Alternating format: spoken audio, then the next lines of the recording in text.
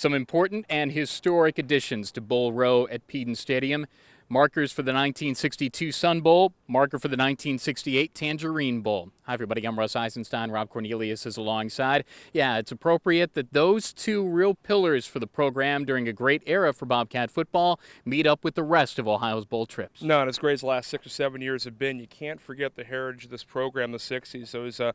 Those teams were just so good. They went to Orlando, went to El Paso. Yeah, the 62 team really ran roughshod using defense. They went 8-3. They had 3 shutouts. They kept 4 teams in the single digits. At 68 team, they just beat everybody. That's the last MAC championship year. They outscored the opposition 418 to 228. We talk about defense now. Pillars of a program then. You win championships with it now. No, and you have to. And this pace-themed football that we have in the NCAA right now, this MAC where you want to run 80 plays a game, it's even more important to get that yards per play down for an Ohio defense. Yeah, this Bobcat defense does have the ability to sack and pick. They had 25 sacks last year. They had 13 interceptions. They were plus 15 in turnover ratio.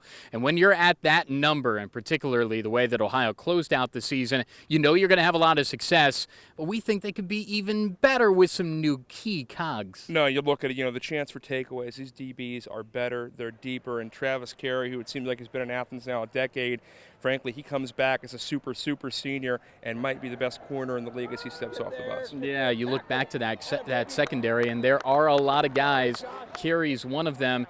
But there are other names the Bobcats are going to absolutely use this year. That secondary is very deep, and it needs to be. No, I mean, you're deep 1 through 5, 1 through 6 at corner. You're deep 1 through 3 at safety. And when you mix in Nathan Carpenter and throw that nickel look out there, you're creating a lot of chaos in the middle of the field. You saw how good he is reading plays and stealing the ball last season. Yeah, Wells and Hughes and Shaw and the rest, they'll all be in there. I think it'll be interesting, much like we talked about on the running back standpoint. It'll be interesting to see how Ohio uses all of those tools in the secondary. No, you have a lot of guys, a lot of athletes. You get them on the field, you stay fresh. You can almost roll line chain as like a hockey team with the sheer volume of guys Ohio has back there in the backfield. Okay, so the linebacking core. We know about Keith Moore. You interviewed him. He does have longer hair this year, but he certainly has the ability to get north of 100 tackles. He had 98 last season. His role will be a little different, but his role of leadership is very important, too. Yeah, I mean, he's truly a senior captain, guy out of Grove City. But this is his defense. But like so many before him, like Eric Benjamin, like Lee Renfro, he can play any spot in that linebacking core, shifts over to weak this year, so he's playing more in space, covering some more receivers, and leaves the middle to Ben Russell, a guy who showed up here with prototype size on Cincinnati 2 years ago. He's ready to be the guy this defense funnels tackles to. All right, so the defensive line. You have guys that have had snaps, but guys that haven't necessarily started. Antoine Crutcher is certainly a guy that has the ability to have a big season.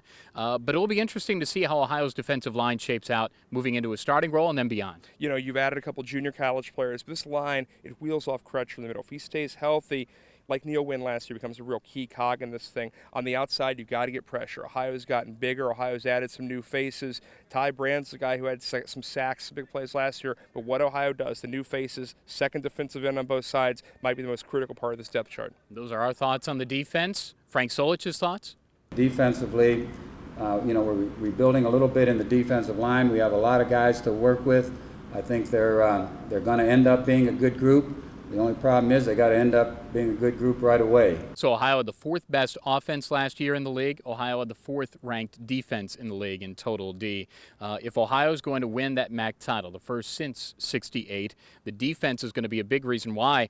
And this is a league that has had a lot of offensive numbers, but the difference between the teams that win that conference championship and those that don't, when they can intertwine the defense into the mix, too. Now, the two teams, the most consistent, solid defenses, regardless of win or loss record over this last 8 or 10 years, guys at Northern and the guys that can't have done it on that defensive side of the ball. Ohio's got to get to that level, be a little tougher, and not give up the 400-yard games. If Ohio can put up 400 on offense, hold the opposing team to under 400, that's usually a good equation here in the MAC. Yeah, it is our 6th year together. Of course, we have some different folks behind the camera this year, Tony Hermain and Tanner Smith, who was on the Bobcat Showcase, and, of course, a graduate of the Harvard on the Hocking, is the new multimedia director here at Ohio. Good to have them aboard. Yeah, good to have them back, especially Tanner. We've enjoyed him a couple years ago, had a good time in Boise. I hope we can do it again. Yeah, hopefully a great season for Bobcat football. Down here on field level, that's a breakdown of the defense. For Rob Cornelius and for Tony Hermain and Tanner Smith, I'm Russ Eisenstein. This is Bobcat TV.